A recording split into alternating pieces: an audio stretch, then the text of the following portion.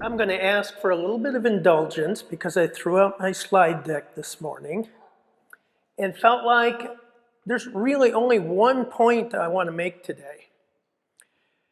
If you experienced any fun during this, how many experienced a little bit of fun and laughter? That's the point. What you experienced is you experienced what he was experiencing. That's called empathy. That's what I'm concerned about. I'm going to give you some statistics, but I want to talk about what's happening to us. Now, I'm a futurist, which means I just don't look at what's going on now, but I look at unintended consequences. And I look at the systems that drive these things. So what I want to lay before you are just a couple of ideas to help us go deeper in our thinking about what we're trying to solve. It's a very human thing. When you think about the primary socializing institutions we have, what are they? Schools, work, the marketplace. And what you experience with empathy, it's something in your brain called the mirror neuron.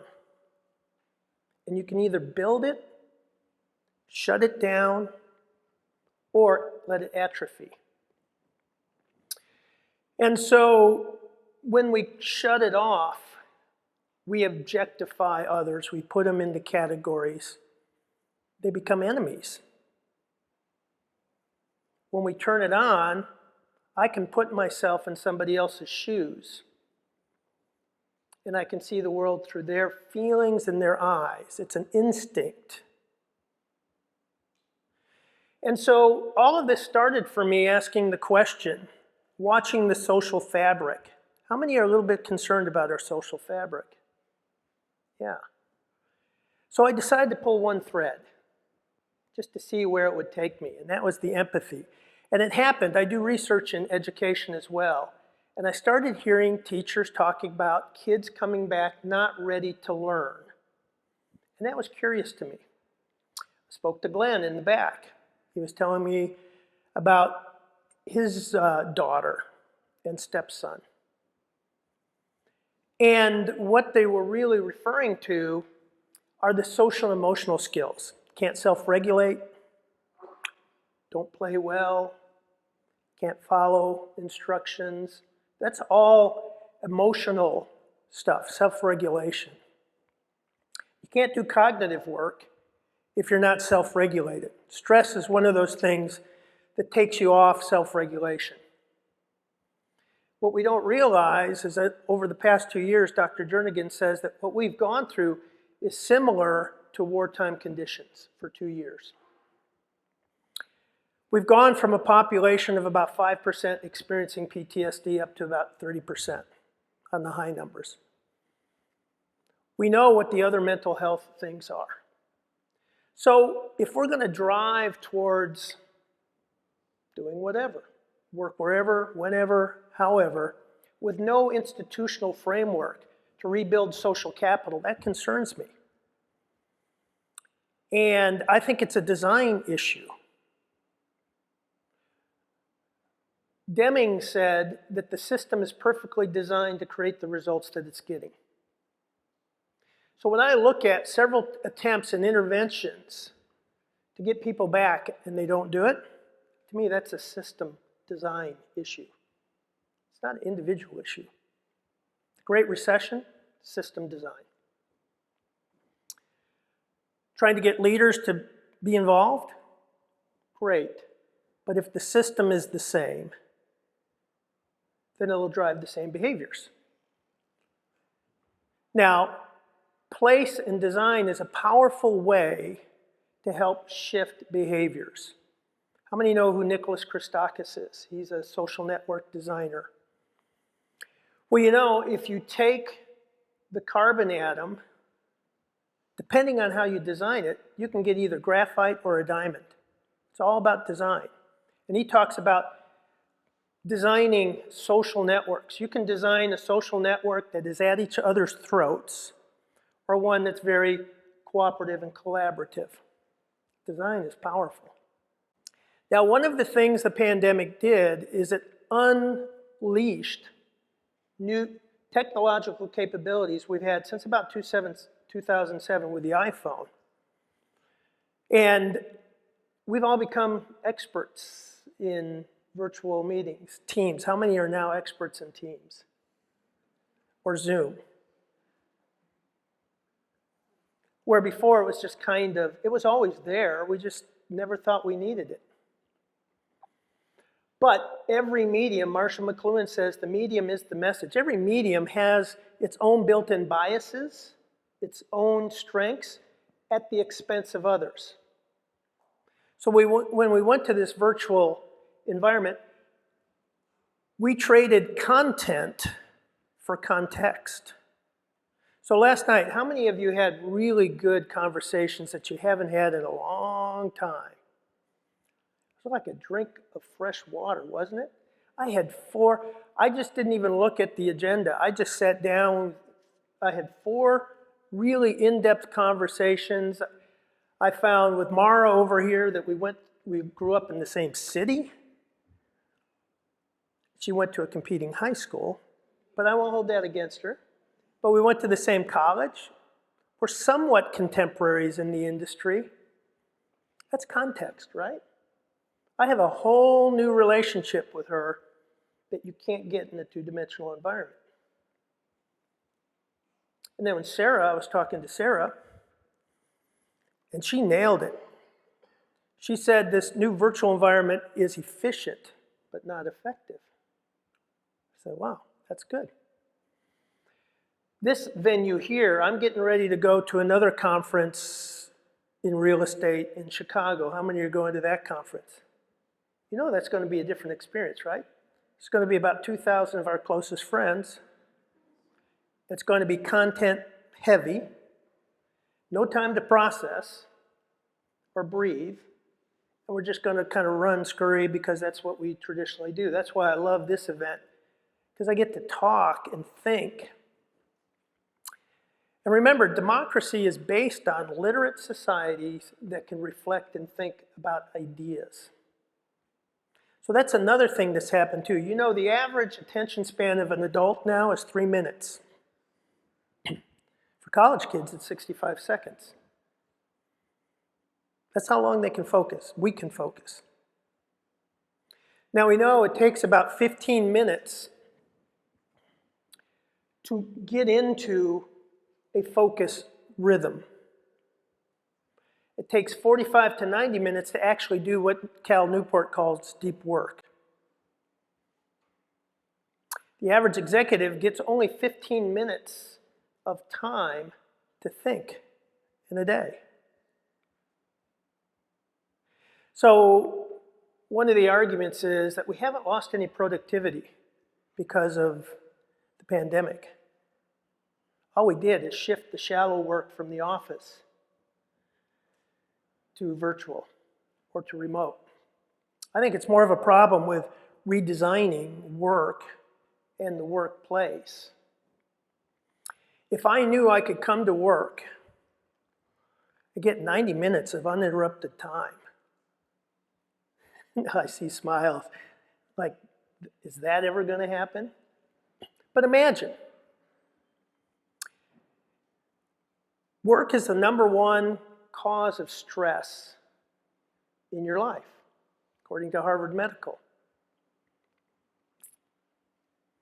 How many do back-to-back meetings? Okay? Microsoft, did you see their brain scan studies? That if you do back-to-back meetings, your beta waves increase over the day. That's your stress. What happens if stress accumulates, and stress is cumulative, cortisol is, when you go home, that cortisol has to go someplace. So it goes into what we call unhealthy coping behaviors. Comfort food, alcohol, Netflix, binge watching. Yeah. Which is really the underlying cause in the book that I wrote called Healthy Workplace Nudge. What we found is stress is the major cause of all the unhealthy coping behaviors that lead to chronic disease. So if you follow the trail, 60% of the adult population has some form of chronic disease. Our medical costs are $3.7 trillion. 80% of that is dedicated. I mean, this is stuff I think about. So dealing with stress, allowing people to focus. And you know, when you focus, that's actually a well-being. What's happening is those sheaths on your neurons get thicker. And the thicker they get, the faster they fire. And the better you feel, because when they're firing, you're experiencing dopamine. When you get into that concentrated state, it's endorphins. When you have a quality conversation like I had yesterday, it's serotonin. So if you want to know what the serotonin, how many have a dog you love? Not a dog that chews up the furniture, but a dog you love. Yes? Because you brought your hand out. I didn't know if it was the dog that chews the furniture. That's serotonin. Your heart rate lowers. You go from a sympathetic state, which is the stress state or the on state, into a rest state. And I believe part of the future of our design is to understand how the human body works. So that when you come into the office, the first thing you're going to experience is a serotonin release and a drop of cortisol. So it has to be social when you come in. If you go to some of the best schools, elementary schools, they start out with a greeting circle for the kids, a little bit of 2 to 3 kids doing little puzzles together to get that social energy going before they get into cognitive work. Because the kids coming in are amped up, right? How many have taught before, anybody? Okay. So first thing, they're amped up and you got to figure a way to get them down. Well, adults are no different. You got a commute coming in. By the way, McKinsey says that's the #1 obstacle is the commute. And I've got some ideas on how you can transform that. But think of performance like you would an athlete, okay? When we're coming into the workplace. So you have to warm up, then you perform, then you recover. No meeting should be more than 45 minutes. In Microsoft's study, what they found is if you've got at least a 10-minute break in between the meetings, your beta waves stay at baseline. In other words, they don't increase. Now, that doesn't mean you get online and start checking. You don't want to do that.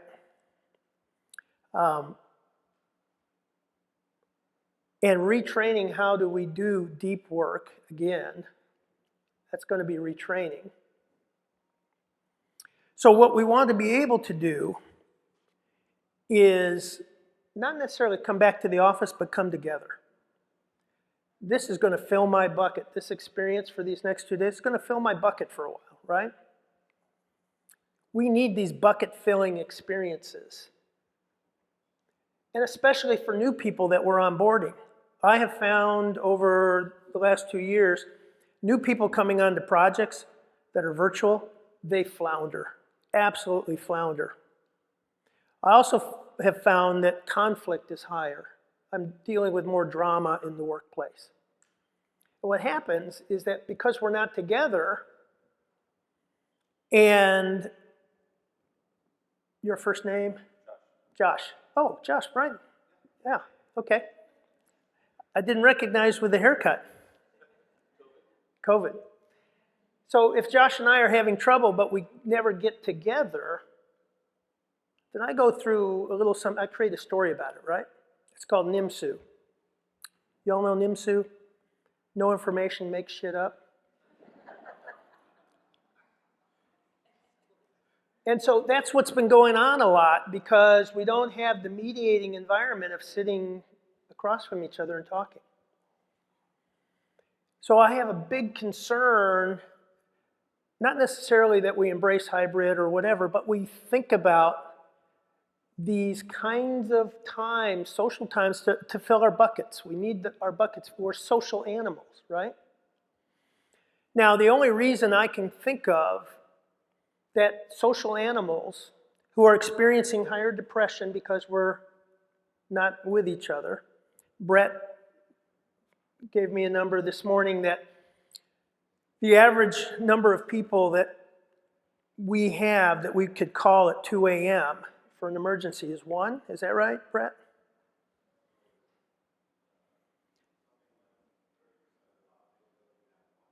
30% doesn't even have 1. And the average is 1.5. So if we're social animals and we need our buckets filled, but we prefer to stay home, that tells me more of that's an indictment of what they don't want to come to. You know, work before the pandemic is the 5th leading cause of death. And heart attacks go up 20% on Mondays, used to. That's where we need to put the work. We've gone through an existential shift. You know, when the printing press, when Gutenberg's printing press came, there were 150 years of revolution, revolt, upheaval, overturn of institutions. Clay Shirky says in the new environment, it's about 50 years for us. I don't know if that's good news or what. But that's what we're going through, but we're still dealing with trying to rearrange the furniture. And I just think it's a deeper conversation. We do need better furniture rearrangements. I saw one case study where they rearranged and made it more hospitality, the density was less. I like what GoDaddy did. GoDaddy didn't just make it more of a hospitality field. They retrained their third-party facility staff in something called becoming experienced managers. They took them through 4 seasons training, gave them budgets, so that if you are having a hard day and I could see your expression, see that's the empathy thing they're trained in. I could say, hey, looks like you got a lot on your mind, what can I do? And then Stephen would say, I've got 2 meetings, I don't know how to get this stuff printed. I'll say, I'll take it for you, and I'll get it on your desk. What if that was the experience during the day? I actually had one of those GoDaddy people do that for me, and it just blew me away.